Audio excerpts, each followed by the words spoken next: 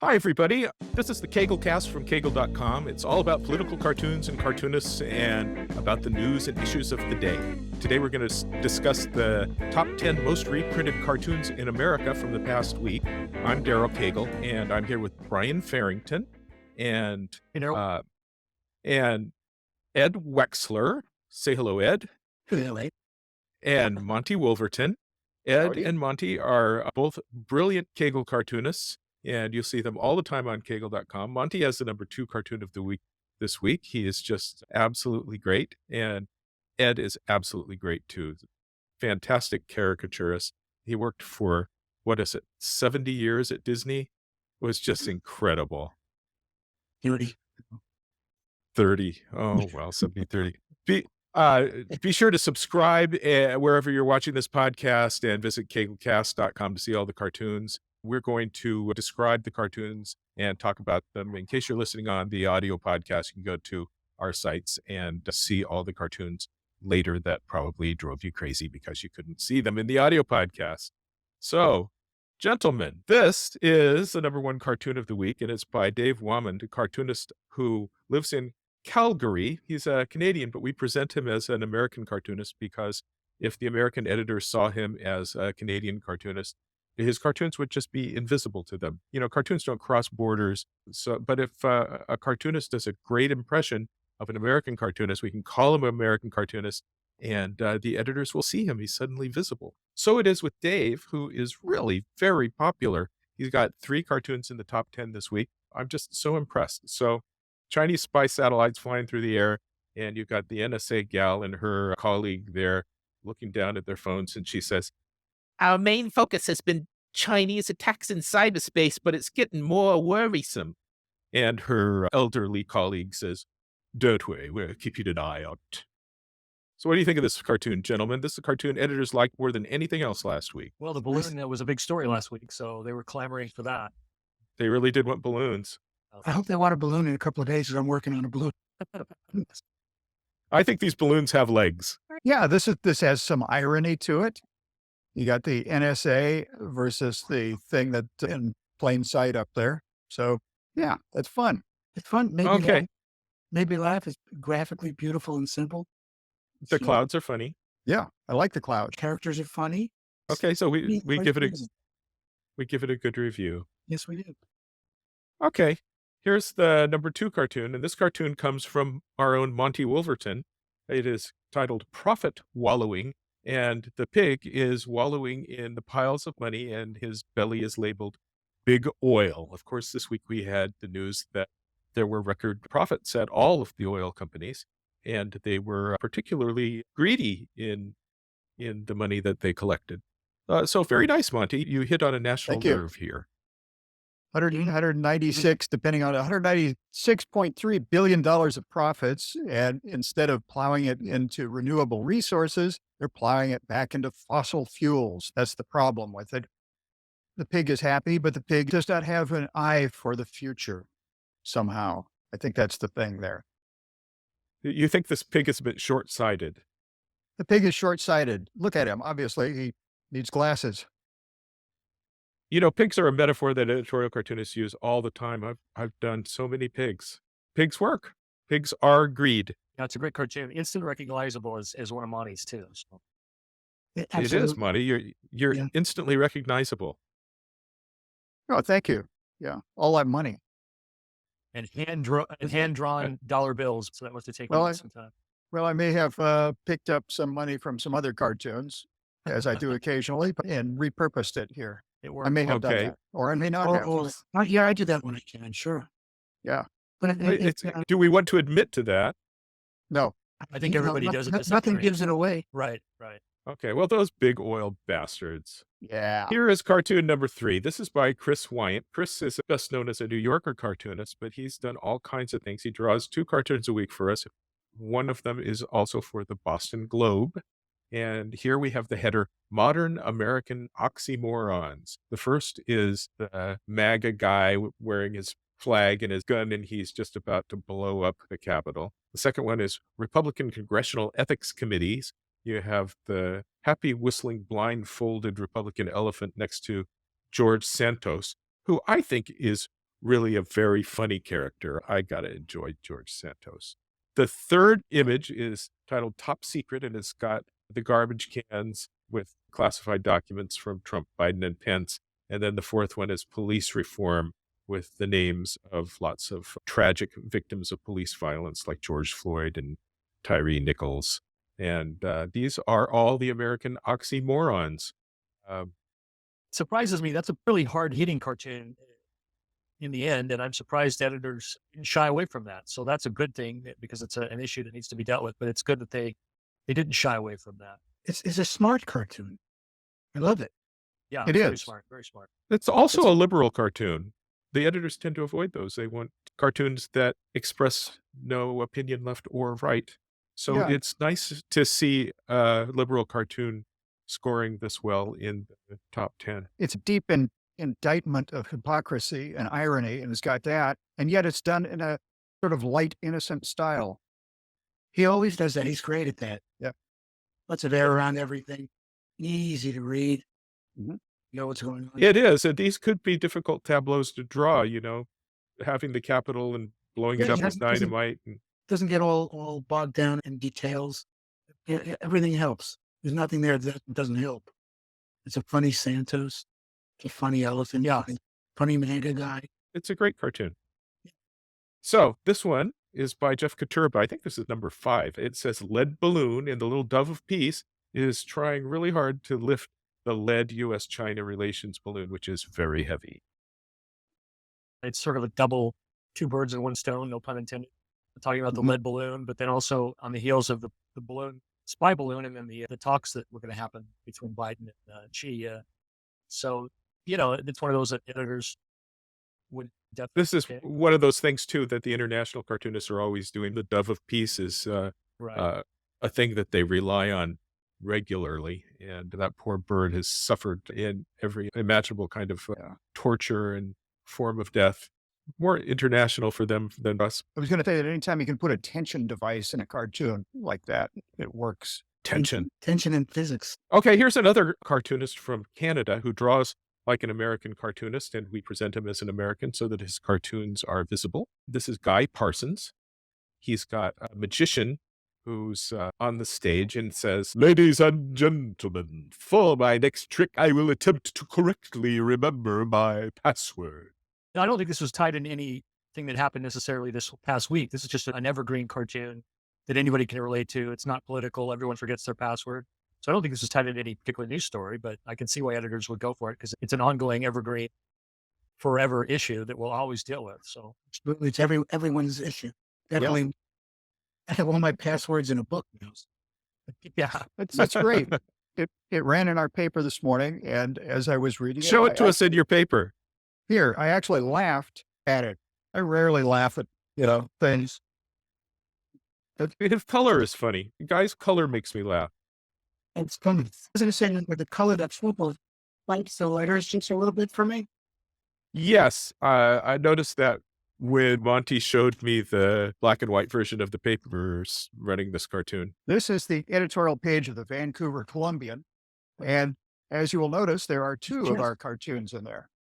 we've got just The lead balloon we have, and we have this, which is published in black and white because of some problem they're experiencing with the color units on their press. Do they normally really? print in color? Not recently, but yes, normally. Well, there you go. Very funny. Uh, I like the cartoon. Jeff's cartoon really took over the page in a great way. Commanded the page. Well, they really wanted balloons right now. And big, simple balloons, I think, work. Okay, here's the next one. This is another one by Dave Wamond, and it's the character from the movie Up, the Edward Asner character from the movie Up in his house with all the balloons flying in the air. And he says, "Wait, is that a fighter jet?" Apologies to Up, too. I like that. Yeah. Yeah, that's a Well, great it's a image. Very recognizable, classic movie. The Disney cartoon, Ed. Yeah. It's great. The cluster of multicolor balloons is a great device to have in a cartoon. Beautiful. Did you do any work on that movie? I didn't. I worked on television stuff. Gotcha. We have gotten complaints from editors when cartoons have earth tones or are not bright enough. The editors really like very bright colors. And these are bright without being brassy. It's there's a nice control. That's a nice choice with blue of the sky, but doesn't, it takes its proper place in space for me. I think Apologies to Up is funny too. And that's a great way to let you know which character he's drawing a caricature of, because it's just nicely thumbnailed, it's nicely simple. And it's one of those cartoons that when you read the punchline and you think about the end result of fighter jets shooting this poor helpless old man out of the sky, that's where the belly laugh comes from, that works very well. I always like how Dave darkens the corners of his compositions. Oh, yes. It just helps you. It helps direct your eye. It's good. Okay, this one is John Darko from Columbia, Missouri, and it's the giant Chinese balloon up in the air, and it's got the logo for TikTok on it. And it says, "The Chinese collecting information on Americans? What's the big deal? We do it all the time." I wondered how many we would see of this, the TikTok comparison, because that's such a hot issue, particularly amongst conservatives. But interesting, that I think John is the only one still hand coloring his work. I think he uses colored pencils and scans it in. So when it works, it has a nice texture feel to it. Nice handmade quality. Nice. Yeah. This is really kind of just an informational cartoon. Now, this is a cartoon by Pat Bagley, who draws for the Salt Lake Tribune in Utah.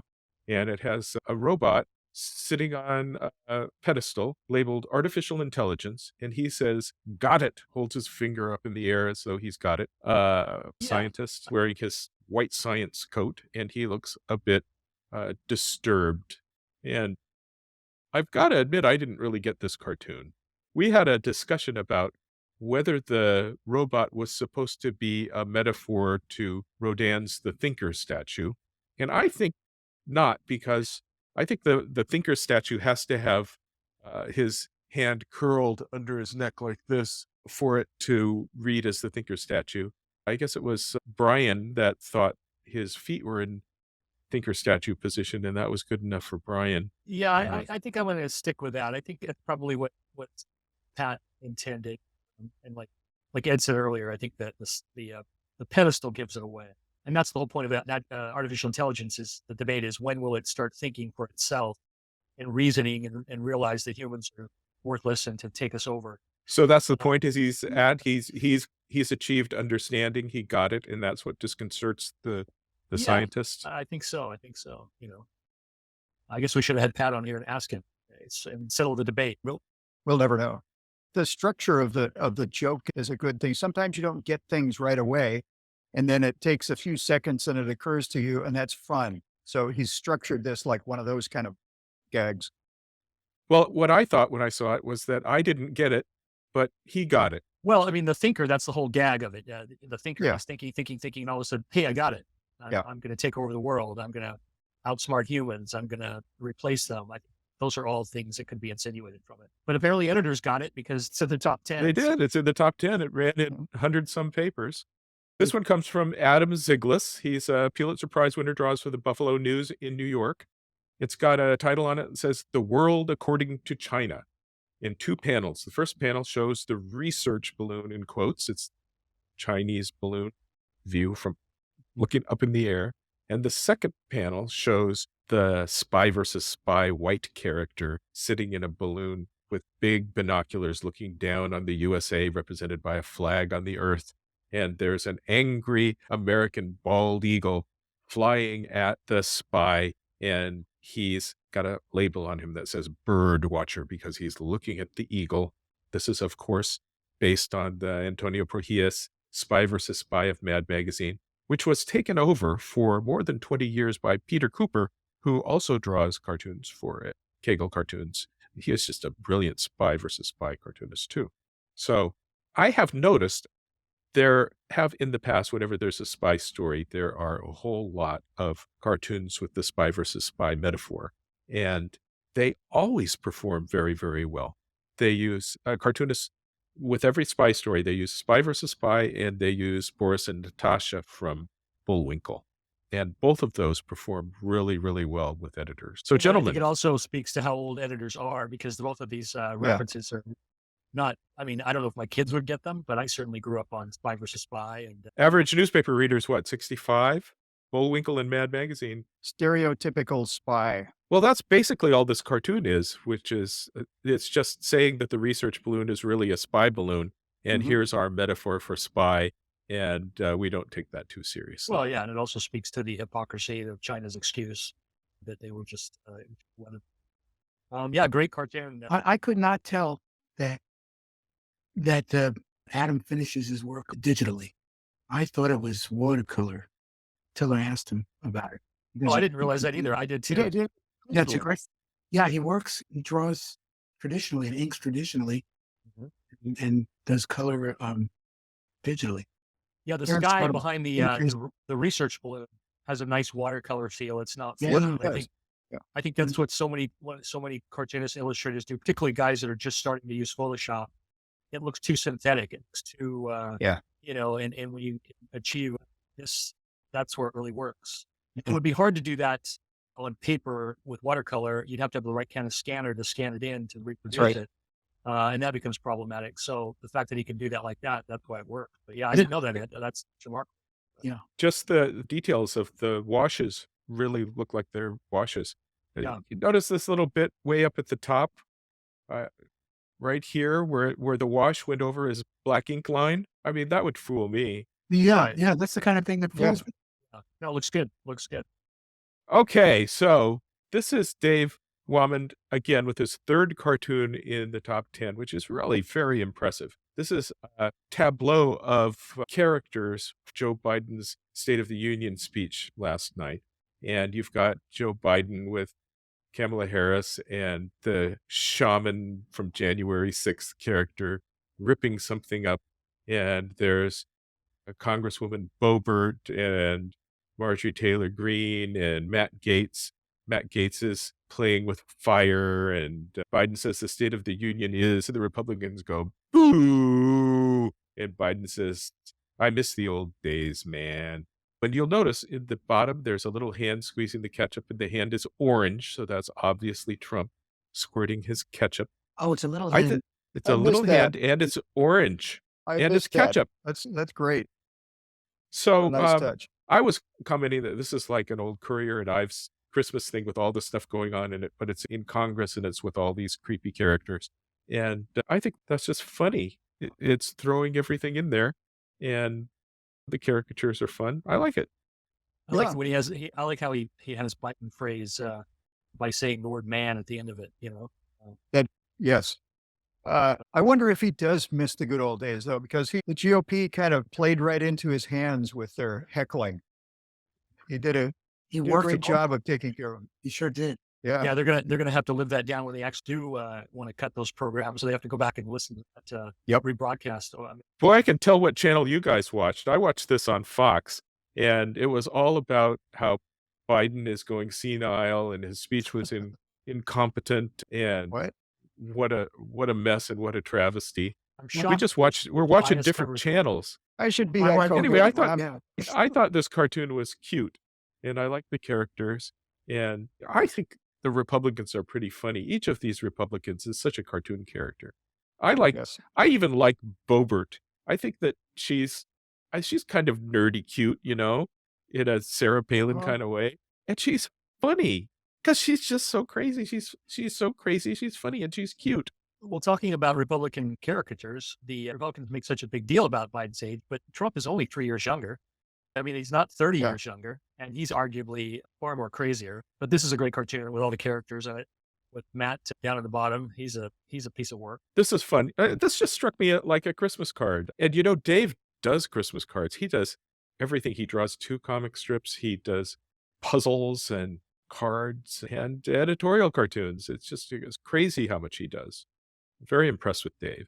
Me too. This is cartoon number 10, gentlemen. I think we've finished. Do you have any more comments on anything, on the cartoons, on the week, on your politics, on our dying profession? The holiday cartoons are always the popular choices, and we've got Valentine's Day coming up next week. So we all done with last words? That's the end of our podcast. Remember to subscribe. Visit Caglecast.com in order to see all the podcasts.